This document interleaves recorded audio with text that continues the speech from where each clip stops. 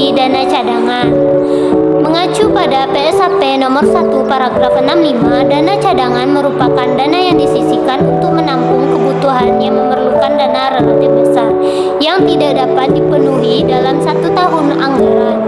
Dana cadangan dirinci menurut tujuan pembentukannya. Pembentukan dana cadangan ini harus didasarkan pada perencanaan yang matang, sehingga jelas tujuan dan pengalokasinya. Untuk pembentukan dana cadangan harus ditetapkan dalam peraturan daerah yang di dalamnya mencakup: yang pertama, penetapan tujuan pembentukan dana cadangan; yang kedua, program dan kegiatan yang dibiayai dari dana cadangan; yang ketiga, besar dan rincian tahun dana cadangan yang harus dianggarkan dan ditransfer ke rekening dana cadangan; yang keempat, sumber dana cadangan; dan yang kelima, tahun anggaran pelaksanaan dana cadangan.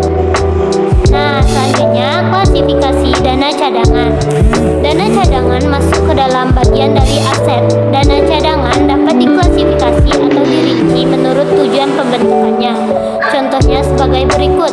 Yang pertama, dana cadangan pembangunan jembatan; yang kedua, dana cadangan pembangunan gedung; yang ketiga, dana cadangan pembangunan waduk; yang keempat, dana cadangan penyelenggaraan pilkada; yang kelima, dana cadangan penyelenggaraan pekan olahraga nasional atau PON. Nah, materi selanjutnya pengakuan dana cadangan. Pembentukan dana cadangan ini akan dianggarkan dalam pengeluaran pembiayaan, sedangkan pencairannya akan dianggarkan pada penerimaan pembiayaan. Untuk penggunaan dana cadangan ini dianggarkan dalam program kegiatan yang sudah tercantum di dalam peraturan pemerintah. Dana cadangan diakui saat terjadinya pemindahan dana dari rekening kas daerah ke rekening dana cadangan. Proses pemindahan ini harus melalui proses penatausahaan yang menggunakan mekanisme LS. Nah, materi selanjutnya yaitu pihak-pihak terkait dalam dana cadangan. Nah, pihak-pihak yang terkait dalam akuntansi dana cadangan ini antara lain: yang pertama itu ada pihak penatausahaan keuangan, PPKD atau bisa kita sebut dengan PPK, PPKD. Nah, dalam sistem akuntansi dana cadangan,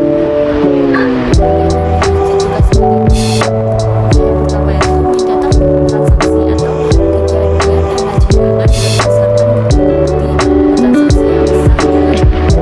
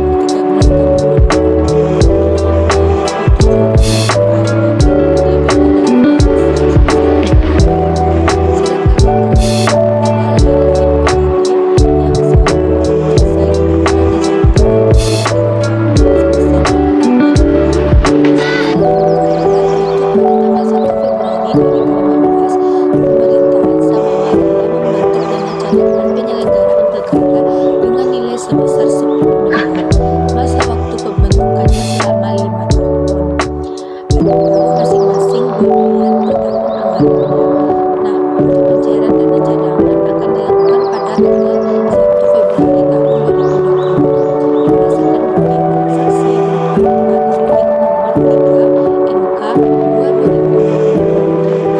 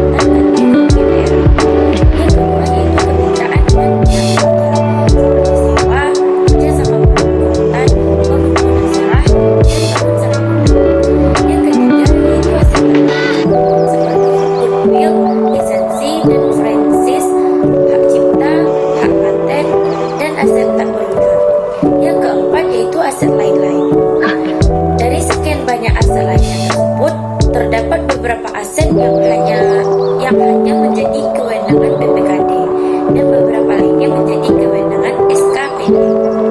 Aset lainnya yang menjadi kewenangan BPKD meliputi tagihan jangka pajak, kemitraan dengan pihak ketiga, aset lainnya.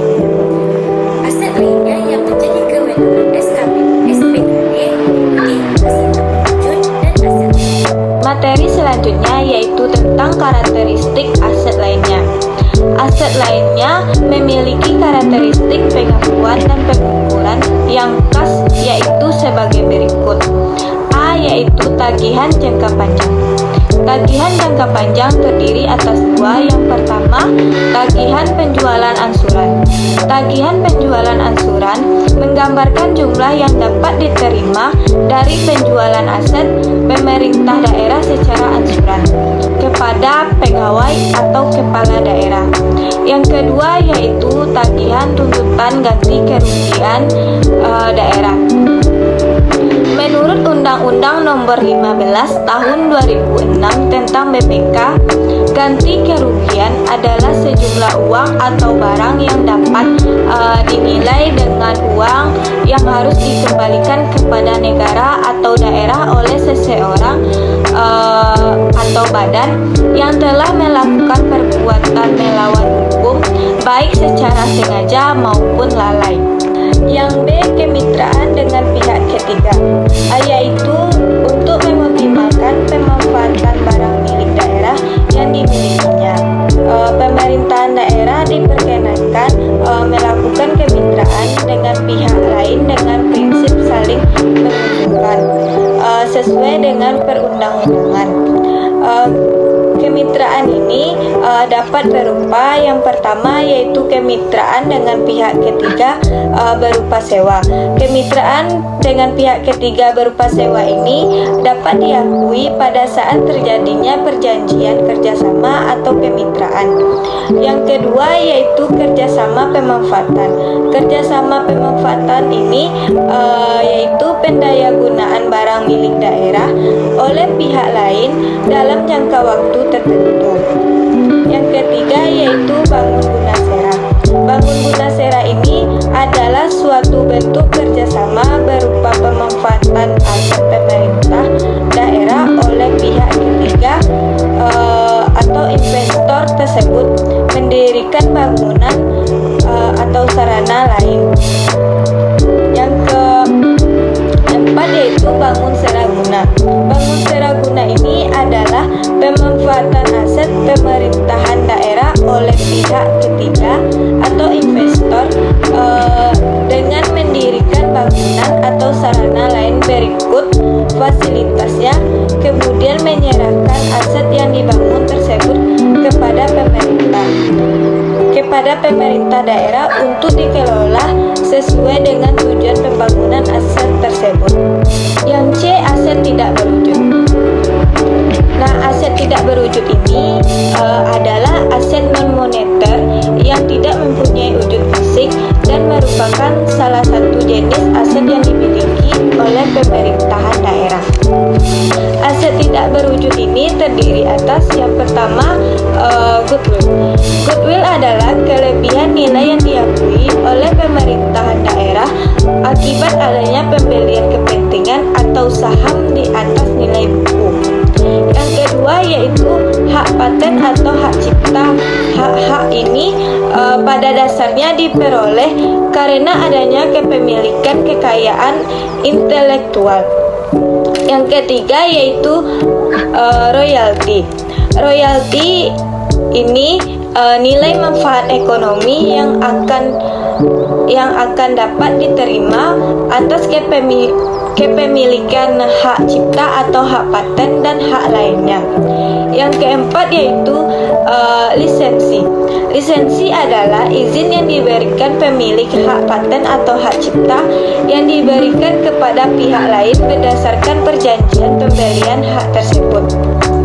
Yang kelima yaitu aset tidak berwujud lainnya. Aset tidak berwujud lainnya ini merupakan jenis aset tak berwujud yang tidak dapat dikelompokkan ke dalam jenis aset tak berwujud yang ada. D, aset lain-lain, yaitu aset tetap yang dimaksudkan untuk dihentikan dari penggunaan aktif pemerintah direlasifikasikan ke dalam aset lain-lain.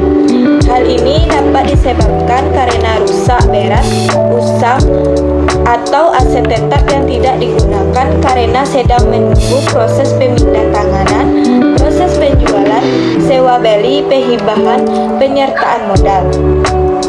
Aset lain-lain ini diakui pada saat dihentikan dari penggunaan aktif pemerintah daerah dan direlasifikasikan ke dalam aset lain-lain. Materi selanjutnya yaitu pengungkapan pengungkapan aset lainnya. Pengungkapan aset lainnya dalam catatan atas laporan keuangan sekurang-kurangnya harus diungkapkan hal-hal sebagai berikut. Yang pertama yaitu besaran dan rincian aset lainnya. Yang kedua, kebijakan amortisasi atas aset tidak berwujud. Yang ketiga yaitu kebijakan pelaksanaan kemitraan dengan pihak ketiga. Yang keempat yaitu informasi lainnya yang penting.